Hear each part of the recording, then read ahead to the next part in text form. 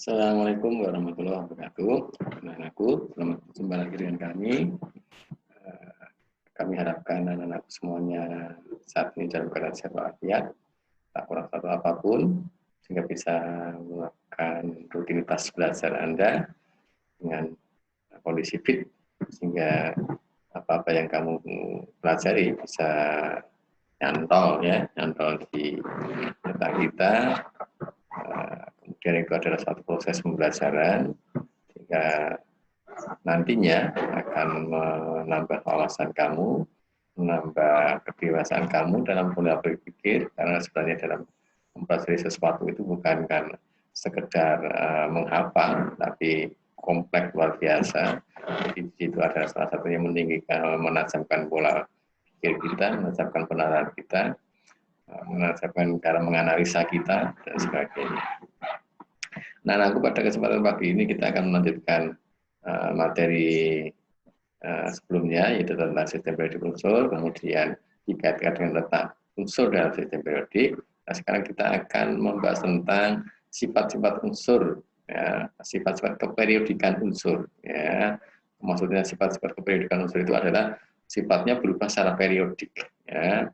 Nah, sifatnya apa saja yang kita pelajari? Ada 6 sifat yang akan kita pelajari, yaitu yang pertama adalah jari-jari atom, energi ionisasi, afinitas elektron, keelektronegatifan, logam non-logam, kereaktifan. Ini yang kita akan pelajari. Ya. Bagaimana sih sifat periodikan tentang jari-jari atom dalam sistem periodik dan sebagainya. Lalu kita mulai tentang sifat keperiodikan unsur yang pertama, yaitu tentang jari-jari atom. Jari-jari atom itu seperti apa sih? Misalkan saya gambarkan ini adalah suatu inti atom, ini adalah kulit keluarnya, jari-jarinya ini, ya, ini jari-jari atomnya ini, inti atom ke kulit keluar. Misalkan kebetulan suatu atom itu memiliki 2 kulit, ya jari-jarinya ya jangan sampai di kulit pertama, tapi inti atom sampai kulit yang keluarnya. Bagaimana jika terdiri dari 3 kulit atom? Ya tentunya jarak dari inti atom sampai kulit terluarnya, itulah jari-jari atom. Kemudian kita akan mempelajari jari-jari atom ini ya, tentang jari-jari atom tadi, jarak inti atom hingga kulit elektron terluarnya. Kita akan pelajari bagaimana sih sifat periodik jari-jari atom dalam sistem periodik kita. Nah, kecenderungan jari-jari atom dalam sistem periodik.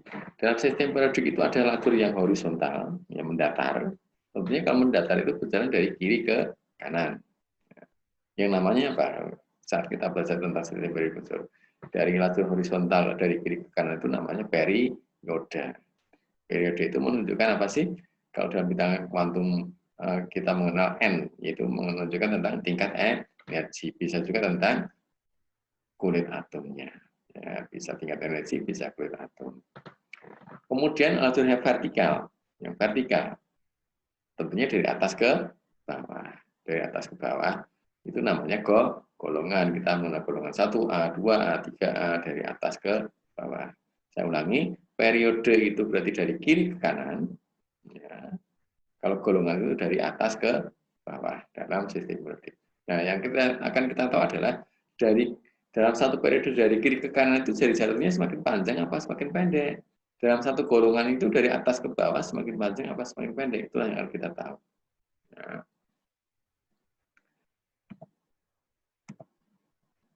Arah panahnya kalau kita gambarkan macam ini saya sengaja memunculkan arah panah kecenderungan jari-jari atom dalam sistem periodik.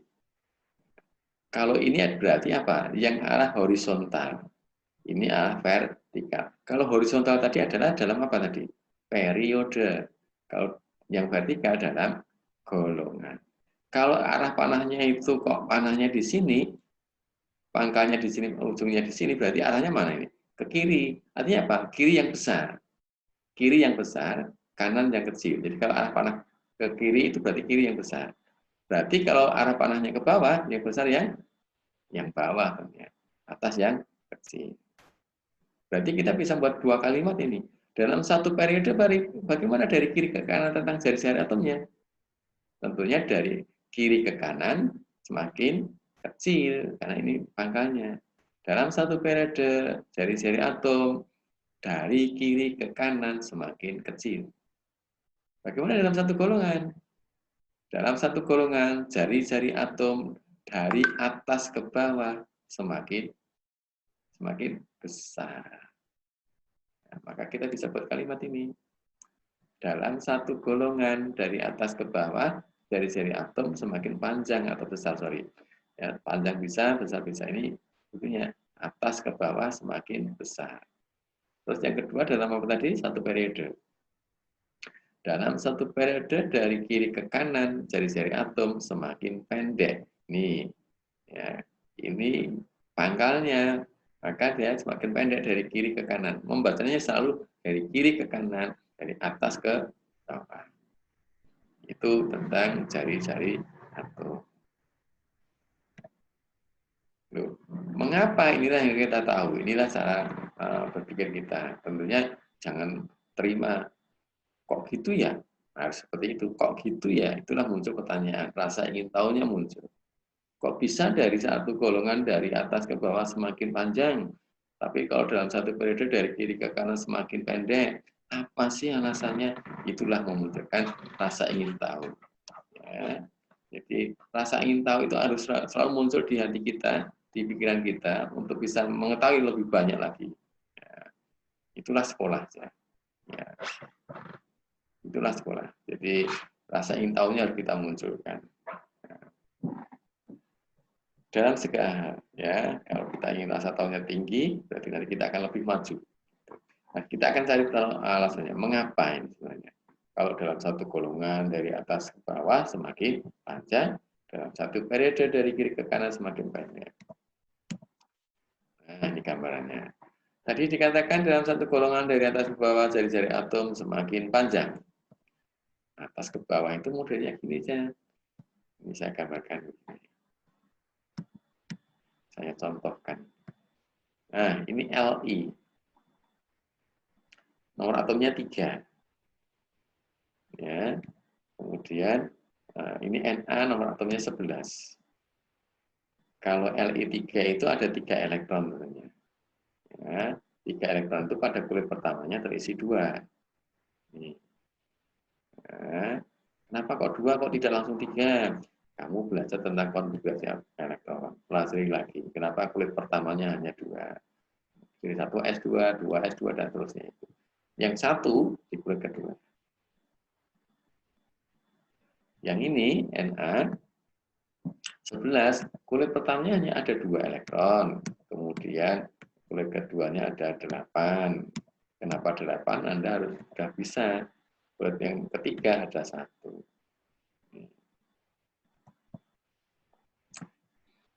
Perhatikan perbedaan signifikan atau perbedaan yang mencolok antara Li dengan Na. Ini dalam satu golongan ini. Ini golongan 1A, ini golongan 1A. Ini yang atas, ini yang bawah.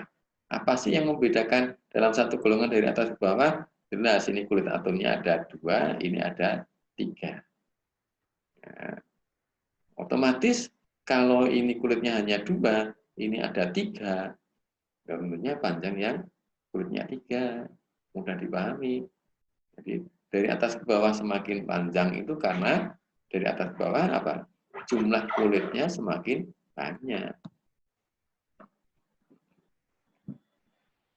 Ini semakin banyak kulit atom, jari-jari atomnya semakin panjang. Alasannya ini, ya, ini ya, ini 2 kulit atom, ini 3 kulit atom. Maka semakin banyak kulit atom, jari-jari atom juga semakin panjang. Itu alasannya. Kemudian bagaimana kalau dalam satu periode? Dalam satu periode dari kiri ke kanan jari-jari atomnya semakin pendek. Apa sih alasannya? Ini kita gambarkan lagi. Saya gambarkan. Sama.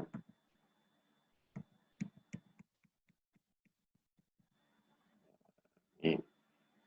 Ini pasti unsur antara unsur Na dengan Al adalah dalam satu periode. Kalau kamu lihat dalam sistem periodik nanti Na di sebelah kiri, Al di sebelah kanan dalam satu periode. Na nomor atomnya 11, setelahnya akunya 11 proton dan 11 elektron. Al 13 itu dia pasti 13 proton dan 13 elektron. Kita tahu bahwa proton dan elektron itu pembawa muatan yang berbeda. Proton membawa muatan positif, elektron membawa muatan negatif. Positif negatif selalu apa ya? Tarik menarik, ya, selalu tarik menarik. Gitu. Sehingga kalau ini ada 11 proton, di sekelilingnya ada 11 elektron, ada gaya tariknya. Sama halnya dengan ini, 13 proton di sini, kemudian 13 elektronnya ada di 3 kulit ini, ada gaya tariknya. Tentunya gaya tariknya kuat yang mana saja? Antara 11 proton 11 elektron dengan 13 proton dengan 13 elektron. Ya tentunya gaya tariknya kuat yang 13 proton dengan 13 elektron. Kalau gaya tariknya lebih kuat bagaimana saja? Atomnya semakin mengecil karena gaya tariknya kuat. Gitu. Atomnya semakin mengecil. Sehingga akibatnya apa? Kalau atomnya mengecil ya, tentunya jari-jari atomnya semakin pendek. Maka ini saya gambarkan ini.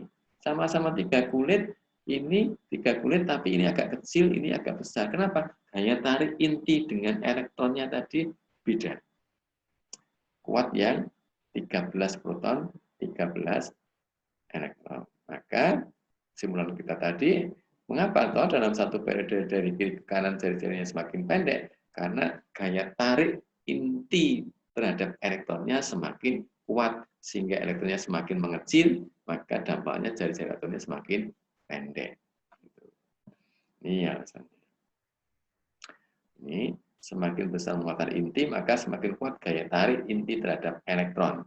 Sehingga semakin kecil jari-jari atomnya. Tadi bahasa saya agak beda, tapi intinya sama. Ya. Ini alasannya kenapa dalam satu periode dari kiri ke kanan semakin pendek jari-jari atomnya.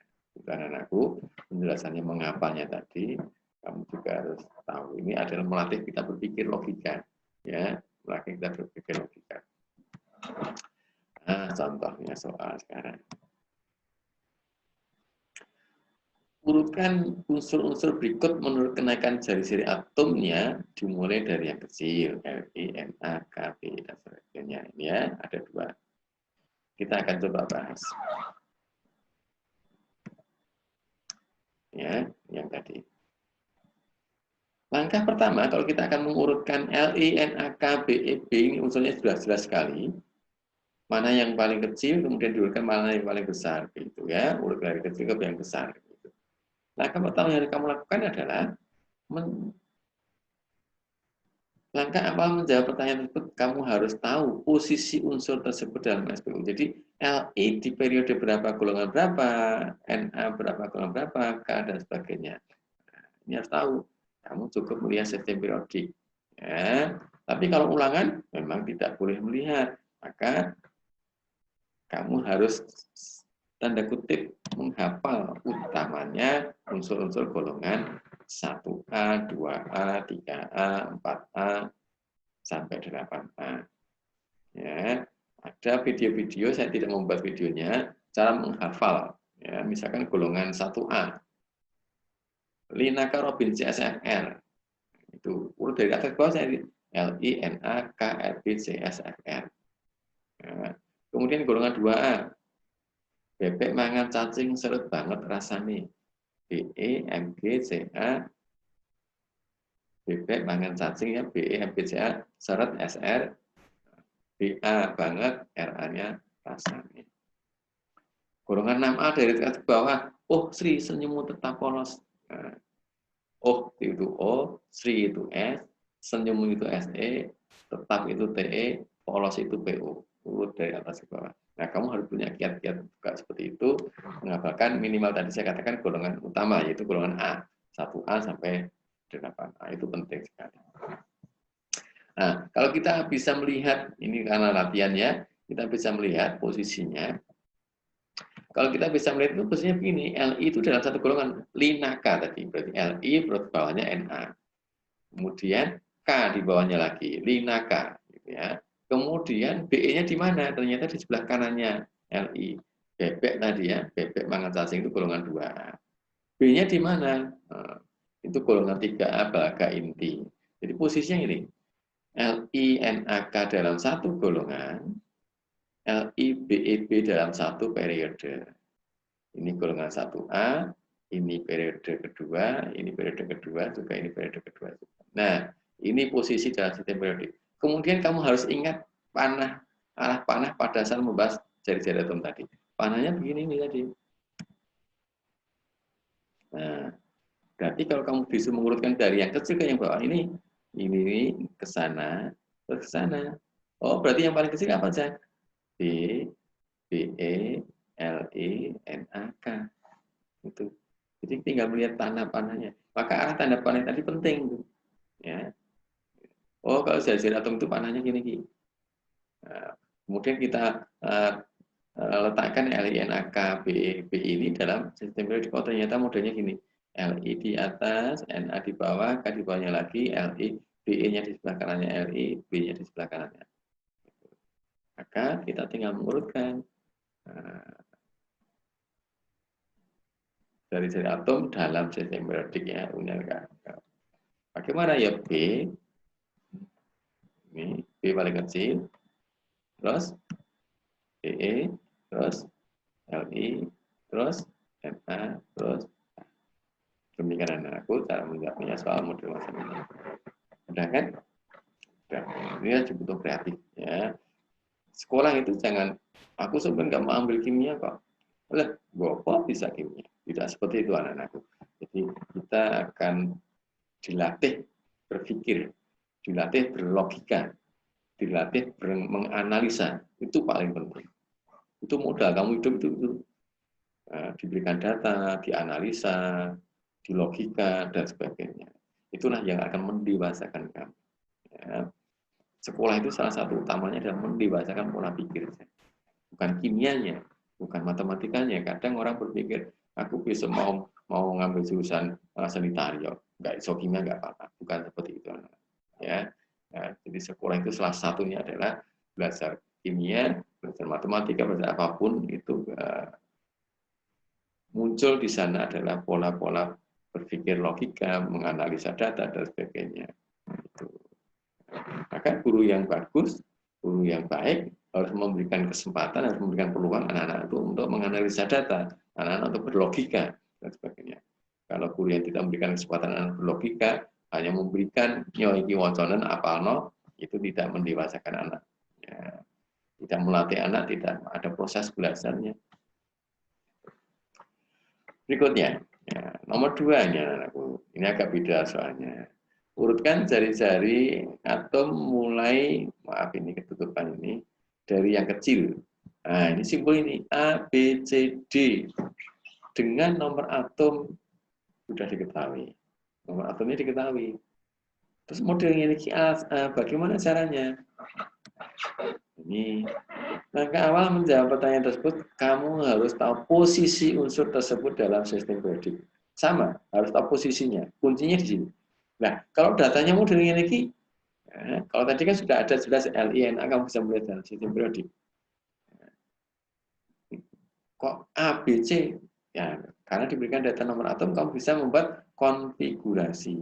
Setelah tahu konfigurasinya, kamu hubungkan dengan letak unsur dalam sistem periodik. Kamu sudah belajar itu.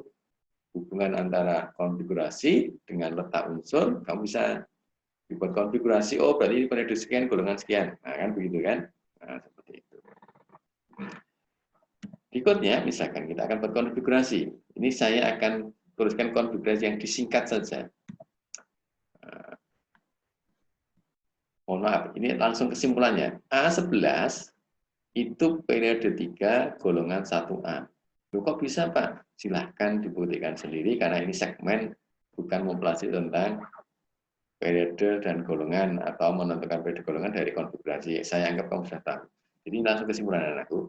A11 ini, A kan nomor atomnya 11 ini berarti. Periodenya itu 3, golongan 1A. B12 itu periodenya 3, golongannya 2A. Berikutnya C15 periodenya 3, golongannya 5A. Berikutnya D19, periodenya 4, golongannya 1A. Nah, setelah tahu posisinya ini, kita akan membahas seperti tadi, skema tadi. Mana yang satu golongan, mana yang satu periode. Nih, satu periodenya ini. Ya. Periode 3, periode 3, periode 3. Ini 1A, 2A, ini 5A. Berarti yang paling kiri yang 1A. Maka harus hafal posisi dalam sistem periodik ini. Paling kiri 1A, sebelah kanannya 2A, sebelah kanannya lagi pasti yang ini 5A. Terus periode 4, golongan 1A, berarti D ini posisinya di periode 4, di bawahnya ini, di bawahnya golongan 1A, berarti D ini posisinya di bawahnya apa? A ini. Ya. Kenapa? Sama-sama golongan 1A, tapi ini periode 3, ini periodenya 4. Berarti kita membuat semacam ini. A di sini, karena dia 1A periode 3, kemudian D di bawahnya, karena sama-sama golongan 1A, tapi periode 4, ini. Bawahnya. Terus B di sebelah kanannya, kenapa? Karena sama-sama periode 3, tapi ini 2A. Terus baru yang C. Periode 3, golongannya 5. Nah, kalau sudah tahu ini, kita tinggal panahnya tadi seperti apa. Nah, panahnya kan tadi seperti ini. Kita tinggal mengurutkan. Paling kecil tentunya yang ini. Ini, sana. Paling besar yang sana. Paling kecil, agak besar, paling besar. Ya, ini.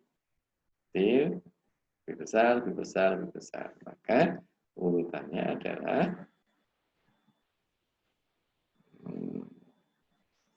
hingga tadi C kurang dari B kurang dari A. Jadi paling besar adalah D, ya.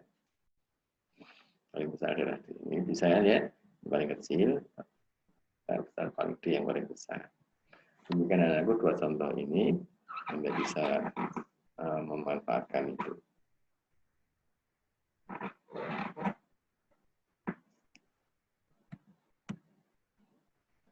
Berikutnya adalah energi ionisasi anak-anakku. Berikutnya adalah energi ionisasi.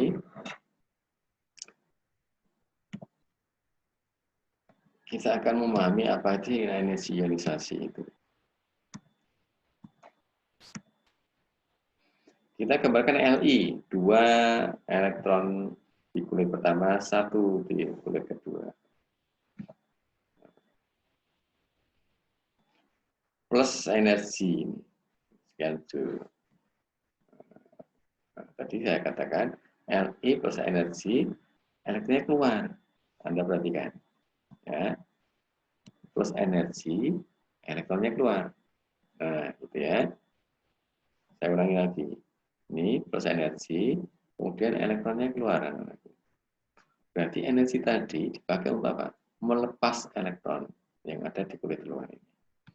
Maka kemudian menjadi macam ini.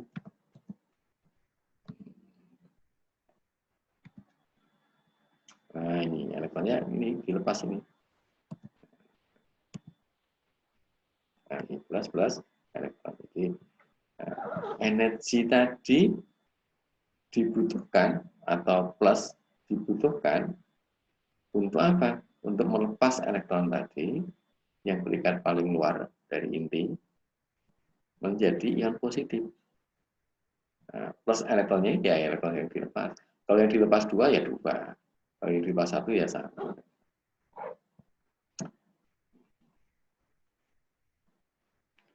Ini contoh tentang energi ionisasi, ilustrasinya ya, anakku ilustrasinya.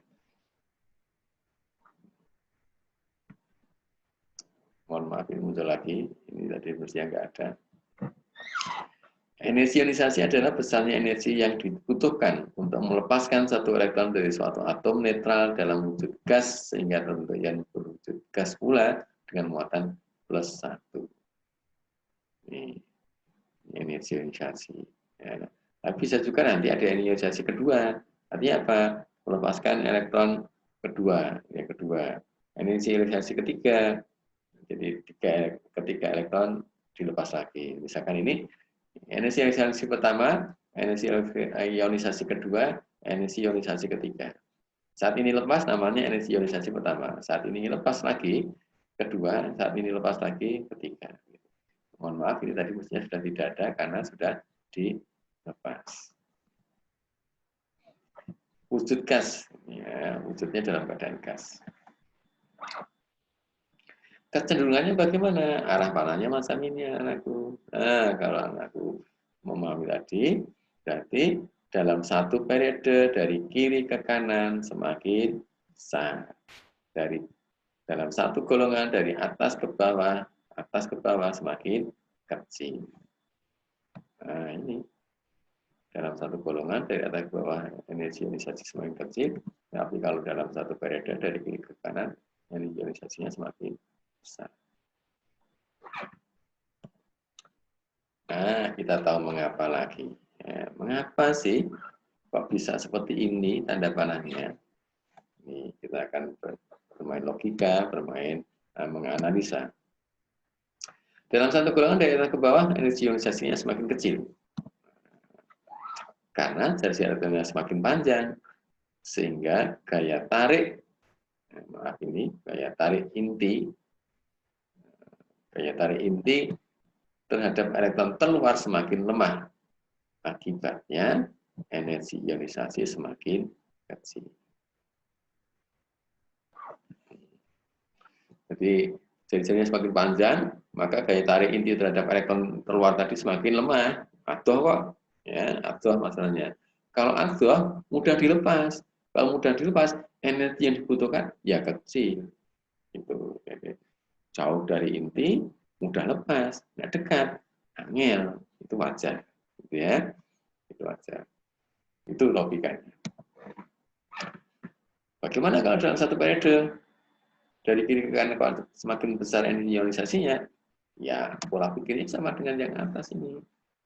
Nah, tadi dalam satu periode itu dari kiri ke kanan jari-jarinya semakin pendek. Nah ini, karena jari-jarinya semakin pendek, sehingga gaya tarik inti terhadap elektron terluar semakin kuat.